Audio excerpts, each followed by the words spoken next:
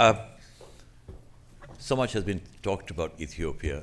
It's like we all know the Prime Minister who's here. In Addis, there were a number of great initiatives adopted, including the plan of action financing the SDGs.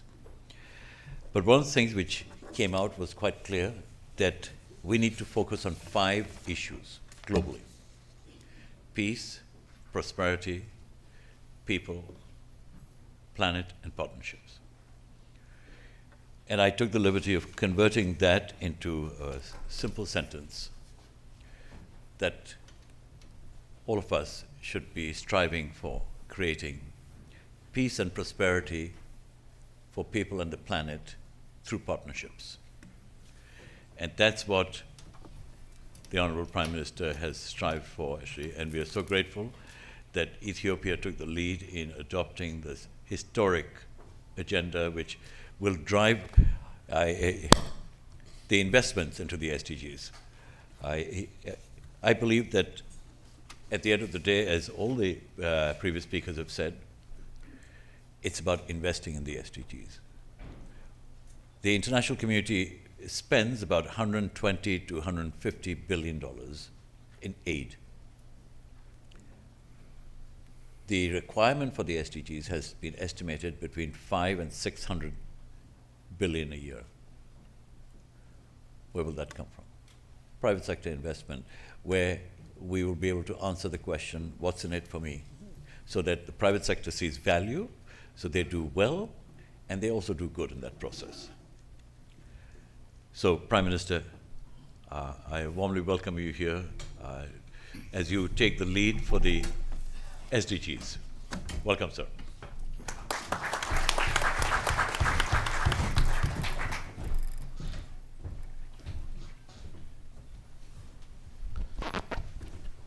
Your Excellencies, fellow heads of state, and distinguished participants, I am so glad today standing before you to show our commitment of the African leaders that the African rising narrative is true, and it's a fact that we need to work very closely together. I say this because, you know, it has been a century for the Asians, the last century, and now we are coming up as a continent to show that this is a century for Africa. Africa is rising. Africa has been growing as very fast in economic development, not only in economic development alone, but also in human development. We have a demographic dividend where 70% of our population is a very young, dynamic, which is suitable for investment. Your Excellencies, we recognize that you are not coming for charity. You are coming to make profit.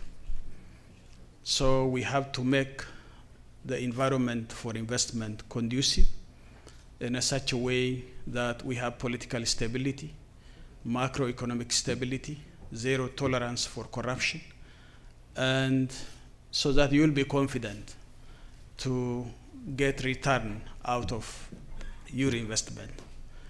In Sustainable Development Goals, we recognized that Africa has responsibility to mobilize its own domestic resources in terms of tax collection and as well as domestic savings.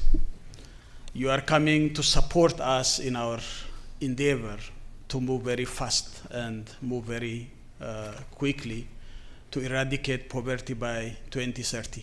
That's the goal of the sustainable development. So I think this is a time for you to come and invest in our respective countries. We are representing all African, not only our individual countries here, because that narrative is true to all Africans. That doesn't mean that there is no problem in certain areas in Africa where we have to address. We know and understand that peace is very essential for investment to happen. And we are working on peace and stability in some of our countries in Africa, which is essential.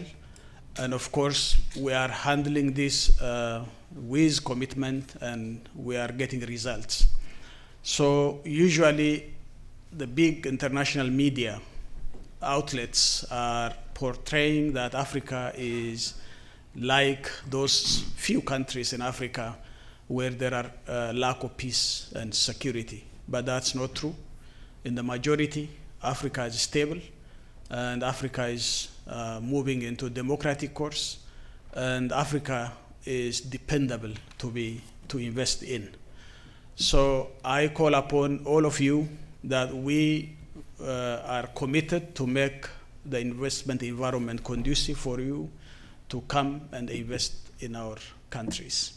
As my fellow president said, I think the most important thing is that Africa has comparative advantage.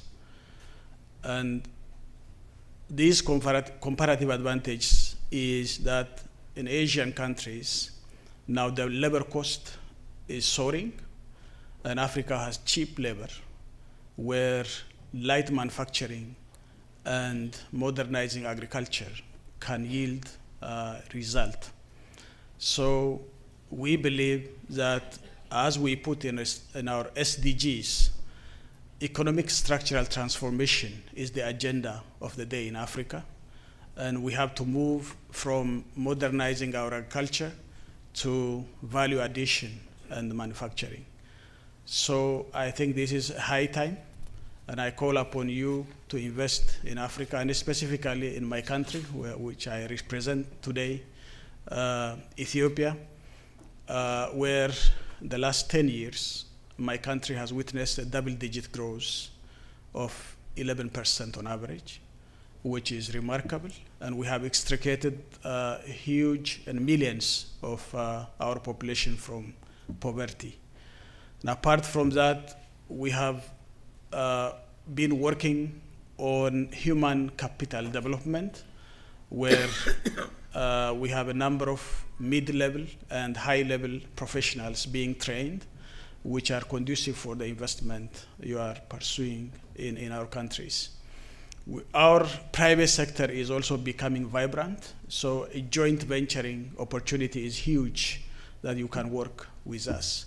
So now I would like to say that Africa wants to have a green growth economic development path, which is the future of the globe. And I think we can start in Africa this venture, and the global community can learn from us. Ethiopia has set forth a green growth economic path where we have climate resilient green growth strategy developed that can be implemented together with us.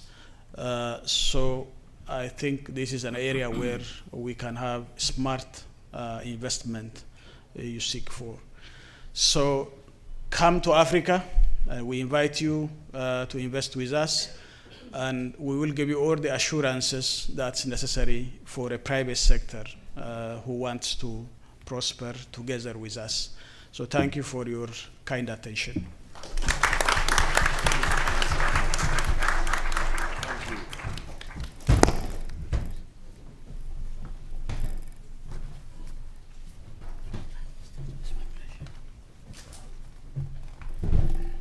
Thank you, Prime Minister Dessalegn. We really appreciate your remarks.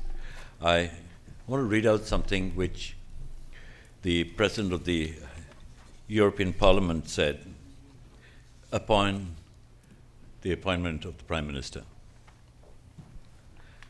After meeting with Hailemariam, he said, "I can see his desire to strengthen democracy in the country, allowing for greater pluralism and a freer civil society, to uphold the freedoms enshrined in the Ethiopian constitution," was clear. Thank you, sir.